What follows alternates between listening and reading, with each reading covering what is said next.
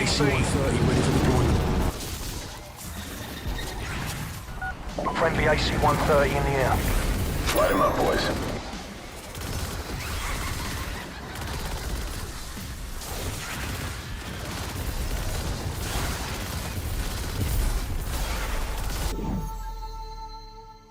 What is up, guys? It's your boy, Enemy AC-130 above!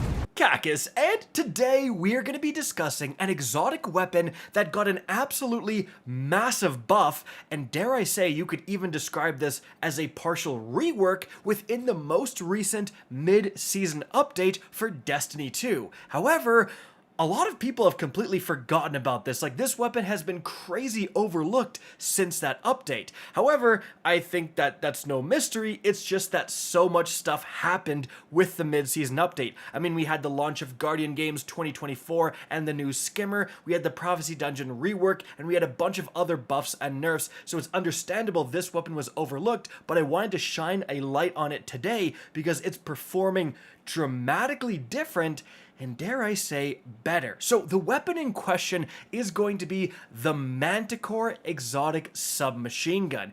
And I was actually going to look at the traits of this weapon, but they've actually completely changed in wording because of this update. So let's actually just go straight to the patch notes, straight to what has changed. So first of all, you must now be airborne for 0.5 seconds and deal damage with the weapon to activate the perk. This prevents accidental activation while running downstairs or doing small jumps.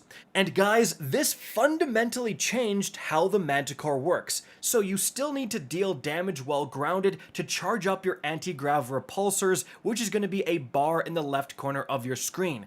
But previously, when you had some anti-grav charge, you could jump up into the air, and then as soon as you aim down sights, you would start to float around. But now you can jump up, you can aim down sights, unaim, re-aim, it doesn't matter. You're going to drop right back down. You actually need to deal damage. And so you can aim down sights and then hit an enemy, you'll start floating, or hit fire, hit someone, you'll start floating.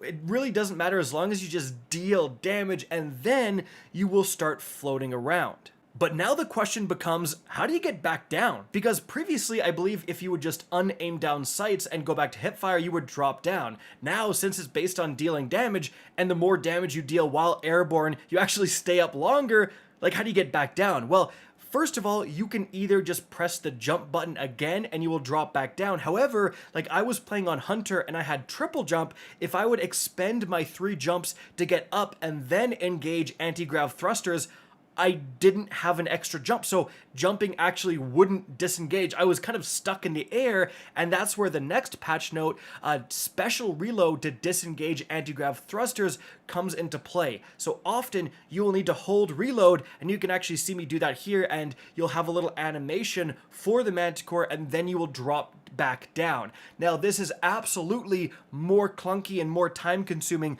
than it was previously, but it's a lot more deterministic. Like, you really get to pick when you want to be in the air and when you want to drop down every single time kind of in an engagement.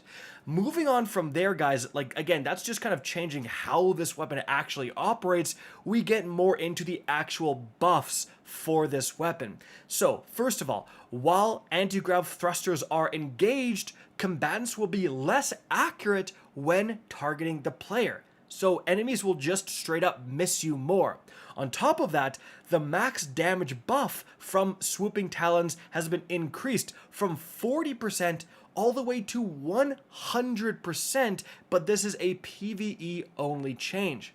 And then lastly, guys, for the Catalyst, final blows and sustained damage with this weapon while airborne grant a void overshield and return ammo to the magazine. So a lot going on there, guys, just so much, but that is a lot of benefits for using the Manticore. So first of all, let's talk about that increase in damage. Now, this comes from the Swooping Talons trait, which says dealing damage while airborne increases this weapon's damage output. And again, this now scales all the way to a 100% damage increase in PvE, so effectively doubling your damage. And this is insane. I mean, like, this is better than any sort of Void Weapon Surge mod you can put on. This is one of the biggest damage increases you can get in the entire game, and it is extremely easy to activate. You just be in the air with a weapon that lets you float in the air continuously. Like, it is not a challenge to massively boost your weapon damage. However, the other big buffs the Manticore got will actually require the Catalyst, and like personally, I did not have the Manticore Catalyst leveled up before this mid-season update because I was definitely not using the Manticore, so I had to go into my best friend Shiro Chi's house and slay out on a bunch of Shadow Thrall, and after a little bit, I got it done. And so here's what the Catalyst actually says now. While you are airborne, sustained damage and final blows with this weapon to difficult combatants grant a void overshield, reduce combatant accuracy, and return ammo to the magazine. Now, what the heck does difficult combatants mean? Do they mean higher tier combatants? Well, maybe, but as you guys can clearly see from the gameplay here, when I'm just killing normal red bar enemies in the air, I am getting Void Overshield, right? And I'm also refilling the magazine. Like you can see, the magazine clearly jumps up when I kill these red bars. So I don't know why they use the term difficult combatants. Perhaps you get a scaling bonus based on the enemies you kill. So if you do kill a yellow bar, you get more Void Overshield and more ammo back in the magazine.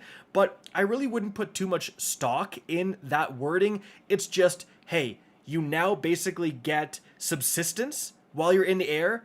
Oh, and you also essentially get Repulsor Brace, except it's way better than a Repulsor Brace because you just need a final blow on a red bar and you will get a chunk of Void Overshield. Don't forget, Void Overshield is a Void keyword, so you can actually build into Overshields, have them last longer, and stuff like that. Potentially, I'm going to be using it on the Hunter here, but potentially you could even use this on the Titan and then use the aspect that gives you more regen when you have an Overshield, because you're going to have an Overshield literally all the time with the Manticore. However, like I said, I'm using it on the Hunter, and the reason is so that I can use my beloved Gearfalcon's chest piece. So what this does is that when you break out of invisibility, it will give you volatile rounds on your Void weapon, but you simply combine that with the stylish Executioner aspect, which says defeating a weakened, suppressed, or volatile target gives you invisibility, and then here's the gameplay loop. You also slap on Vanishing Step to gain invisibility in the first place, then you shoot an enemy, you're going to get volatile rounds, and then when you kill an enemy, you become invisible, and then you shoot the next enemy, you gain volatile rounds, then you kill the enemy, you go invisible. And as you've been seeing in the background gameplay, you simply flip-flop between invisibility and out. You essentially have 100% uptime on volatile rounds, and so the Manticore is dealing an insane amount of extra damage with volatile rounds, with those volatile explosions. Oh, and it now does 100% bonus damage while airborne, and I also get constant Void Overshields, and I also refresh my magazine when I'm getting kills, which is unbelievably easy to do with volatile rounds. You can see it's pretty insane, like the amount of damage you can do with this weapon in a Gearfalcon's build is extremely impressive. Not to mention, like, exotic weapons in general just deal 40% more damage to red bars. You will absolutely be slaying out with the Manticore in this kind of build. Additionally, with this build, being able to go invisible is very useful with the Manticore because even though it did get the buff where enemies will target you less, they still definitely target you. Trust me, okay? You're still going to be getting smacked if you jump up in the middle of the air amongst a massive group of enemies, okay? Yes, it's very cool for the AC-130 fantasy that you're trying to live, but you can definitely die. And so having the ability to be able to go invisible, then like get to a good spot, jump into the air at the right place, maybe where you do have some cover you can float behind, and then you break invisibility, you get volatile rounds, and you just start ripping enemies, is definitely a very good gameplay loop. And when you are in the air, like if you're starting to take a lot of damage, you can just get like one kill, turn invisible, and then you have the time to disengage the thrusters. Because remember, like, having to do that special reload, it takes so much more time. Sometimes you will almost get like stuck up in the air and you're like, crap, like I need to get back down, I need to get into cover. So being able to turn invisible and then kind of accomplish all that, get back to the ground, do whatever, that is very, very useful as well. So overall, guys, definitely worth checking out the Manticore. Like, if you haven't used it in a while, like myself,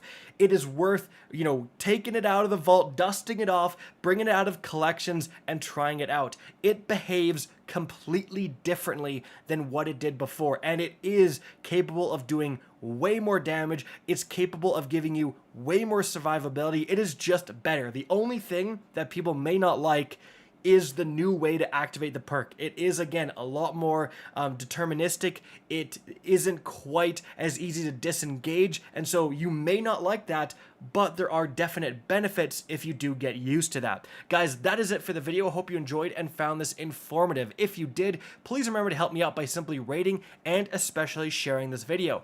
If you guys want to see more Destiny 2 content similar to this, don't be afraid to slap that subscribe button. If you want to get in touch with me and keep up to date with the latest channel activity, the best way is to follow me on Twitter at RickCacus. That is linked in the description down below. Again, I hope you enjoyed the video, and as always, have a good day.